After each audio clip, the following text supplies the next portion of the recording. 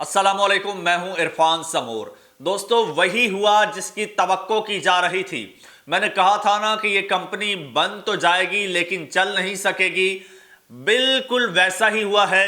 और जरदारी साहब सदर पाकिस्तान तो बन गए हैं, कुर्सी पर तो बैठ गए, लेकिन कुर्सी पर बैठते ही जरदारी साहब को पहला बड़ा झटका लग चुका है, जिसके बाद जरदारी साहब की कुर्सी हिल गई है और अगले झटके पर जरदारी साहब की कुर्सी उलट जाएगी। जरदारी साहब की कुर्सी के साथ साथ शहबाज शरीफ साहब का तख्ता भी नहीं बचेगा, वो भी उलट जाएगा। दोस्तों, खबर मेरे पास बड़ी हैरान कुन और चौंका देने वाली है, जो आपके साथ मैं तफसील के साथ शेयर करूंगा। लेकिन उससे पहले एक बड़ी इंपॉर्टेंट आपको बात कहना चाहता हूं। दोस्तों, ये जो आपका मेन स्ट्रीम मीडिया है, ये जो न्यूज़ चैनल्स हैं, इस वक्त ये मुकम्मल तौर पर प्रोपेगेंडा मशीन्स बने हुए हैं, हुकूमत के सहूलतकार बने हुए हैं और हुकूमत के सपोर्टर बने हुए हैं। और इनकी कोशिश है कि किसी तरह से इमरान खान साहब और तहरीक इंसाफ से इस हुकूमत को बचा लिया जाए और इमरान खान साहब खामोशी से बैठ जाएं, उसके सपोर्टर खामोशी से बैठ जाएं। इस हवाले से प्रोपेगेंडा इस वक्त उरूज पर है। मैं पहले भी इनकी कई बारीक वारदातें एक्सपोज कर चुका हूं, आपके साथ शेयर कर चुका हूं अपने मुतादिद वीलॉग्स में, और इन फ्यूचर भी इंशाल्लाह हम इनको एक्सपोज करते रहेंगे। आप भी मेरे साथ जुड़ जाइए। आपने करना सिंपल है, चैनल को सब्सक्राइब करना है और घंटी के बटन को दबा देना है।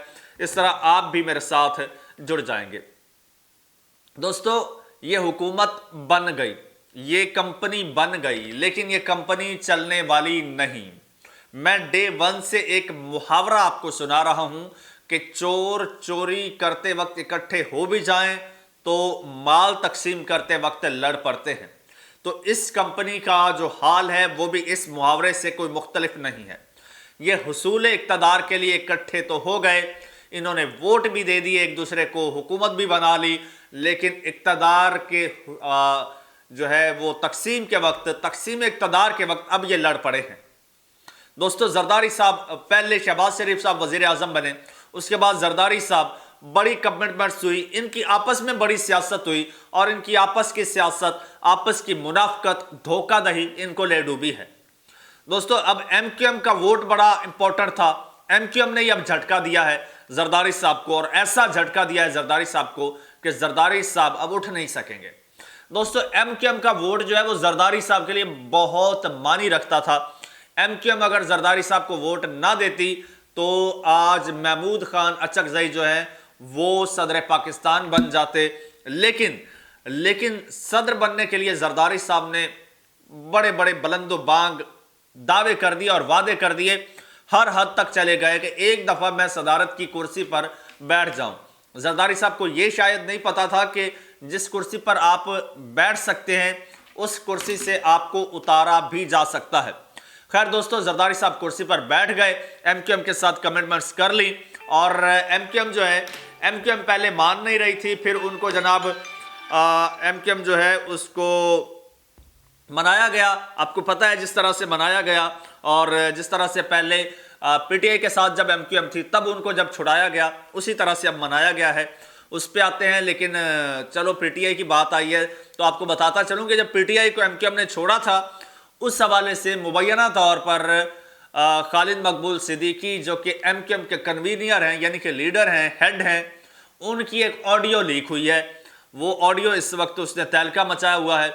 ऑडियो में वो ये कह रहे हैं कि जनाब, हमने पाकिस्तान तहरीक इंसाफ के साथी थे, हम पाकिस्तान तहरीक इंसाफ के साथ थे और साथ देना चाहते थे, लेकिन हमने पाकिस्तान तहरीक इंसाफ को क्यों छोड़ा, अदम एतमाद का साथ क्यों दिया?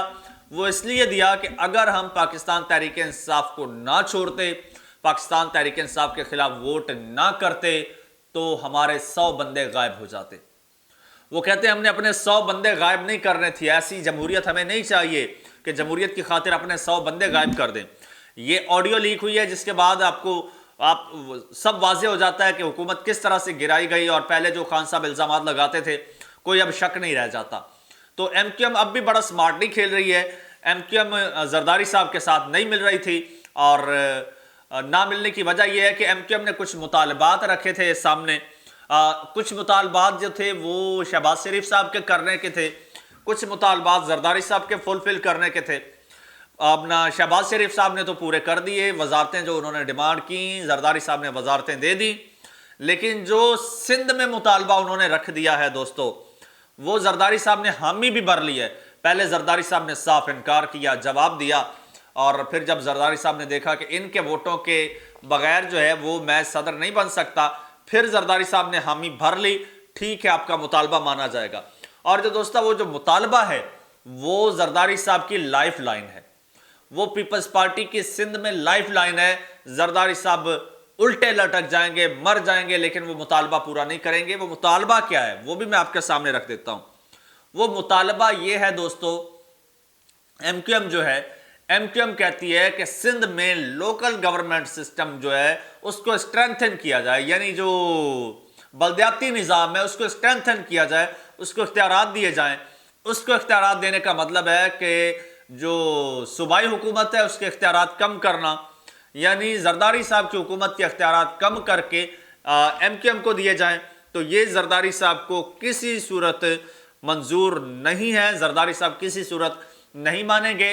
इस हवाले से एमक्यूएम के कन्वीनर खालिद मकबूल सिद्दीकी का बयान सामने आया है, और खालिद मकबूल सिद्दीकी ने वोट तो कास्ट कर दिया है, एमक्यूएम ने जरदारी साहब को वोट तो कास्ट कर दिया है, लेकिन उसके बाद वो क्या कहते हैं, खालिद मकबूल सिद्दीकी साहब कहते हैं कि हालात बताएंगे कि हम पीपल्स पार्टी के साथ चलेंगे या नहीं। अभी से उन्होंने अपने तेवर दिखा दिए हैं। वो कहते हैं कि ये आने वाले हालात बताएंगे कि हम जरदारी साहब के साथ चलेंगे या नहीं। सदारती इंतखाब के लिए कौमी असम्बली जब वो आए थे कल, तो उन्होंने साफियों से गुफ्तगू की, और वोट डालने से पहले ही खालिद मकबूल सिद्दीकी ने कहा कि हमारे जो अरकान थे वो अशाइये में गए, यानी कि जो अशाइया रखा गया था उसमें गए, लेकिन मैं नहीं गया। साफी ने इस्तिफसार किया कि किस मुआहदे के तहत आप वोट दे रहे हैं जरदारी साहब को, तो उन्होंने जवाब में खालिद मकबूल सिद्दीकी ने कहा कि दुआओं के साथ, दुआओं के साथ।